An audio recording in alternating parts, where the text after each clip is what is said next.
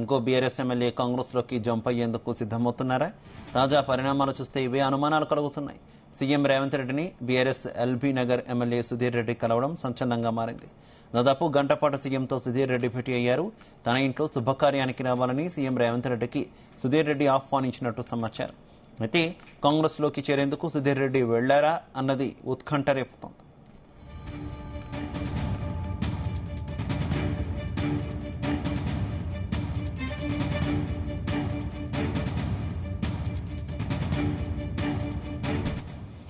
ఇదే విషయానికి సంబంధించి మరింత సమాచారం మా బ్యూరో చీఫ్ నరేందర్ అందిస్తారు.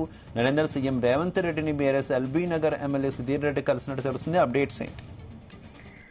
Right, LB Nagar MLA Sudheer Reddy గతంలో కాంగ్రెస్ పార్టీ నుంచి అనుబంధం ఉన్నటువంటి పరిస్థితి మనకు తెలిసిందే. దాని తర్వాత ఆయన బీఆర్ఎస్ లోకి చేరడం, దాని తర్వాత ఆయన మొన్న రెండోసారి కూడా ఆయన గెలిచిన నేపథ్యంలో ఆయన ఎప్పుడైనా పార్టీ మారుతాడు అన్నటువంటి చర్చ అయితే జరుగుతోంది. ఈ మధ్య కాలంలో 10 మంది ఎమ్మెల్యేలు బీఆర్ఎస్ నుంచి కాంగ్రెస్ లోకి వెళ్ళినటువంటి సందర్భం ఉంది. ఇందులో ఇప్పటికే షేర్లింగంపల్లి ఎమ్మెల్యే వెళ్ళిపోయినటువంటి పరిస్థితి, అదేవిధంగా పాటాన్చేరు ఎమ్మెల్యే గ్రేటర్ హైదరాబాద్ సంబంధించి కూడా వెళ్లారు.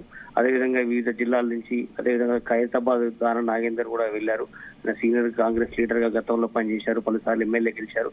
ఇప్పుడు సుధీర్ రెడ్డి కూడా తన సొంత గూటికి మళ్ళీ వెళ్ళిపోతున్నారా అనే ఒక చర్చ జరుగుతోంది.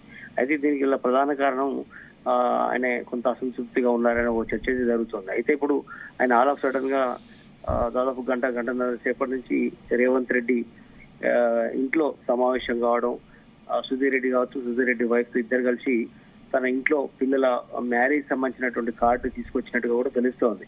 బట్ ఏదో శుభకార్యం నిమిత్తం వచ్చారా, లేదంటే అందులో భాగంగానే పాత బంధుత్వం నిమిత్తం కలవడం జరిగిందా అనేది చూడాల్సిన అవసరం ఉంది. ఏదైనా కూడా ఆయన ఏదో రోజు ఖచ్చితంగా కాంగ్రెస్ పార్టీలో చేరుతారనేటువంటి సంకేతాలు అయితే అటు కాంగ్రెస్ వైపు నుంచి కానీ, ఇటు బీఆర్ఎస్ నుంచి కానీ లింక్లు వస్తున్నాయి. ఈ రోజు మనం చూసాం, ఇటు అసెంబ్లీ వైపు కానీ రాలేదు.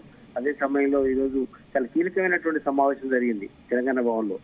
కేసీఆర్ అధ్యక్షతన ఈ అసెంబ్లీ సమావేశంలో తీసుకోవాల్సినటువంటి నిర్ణయాలు, అదే సమయంలో ఎమ్మెల్సీ మండలిలో కావచ్చు, అదేవిధంగా రానున్న రోజుల్లో పార్టీ ఇటువైపు ముఖ్యంగా జనాల వైపు వెళ్లే, జనాల సమస్యలపై ప్రశ్నించేందుకు, గొంతుకై నిలిచేందుకు అసెంబ్లీలో ఎలాంటి ఎజెండాతో వెళ్లాలని కేసీఆర్ దిశానిర్దేశించారు. ఈ దిశానిర్దేశం సమయంలో ఎక్కడ కూడా సుధీర్ రెడ్డి కనిపించలేదు. అసెంబ్లీ కూడా రాకపోవడం వల్ల అప్పటికే గుసగుసలు పార్టీ నేతల్లో కనిపించాయి.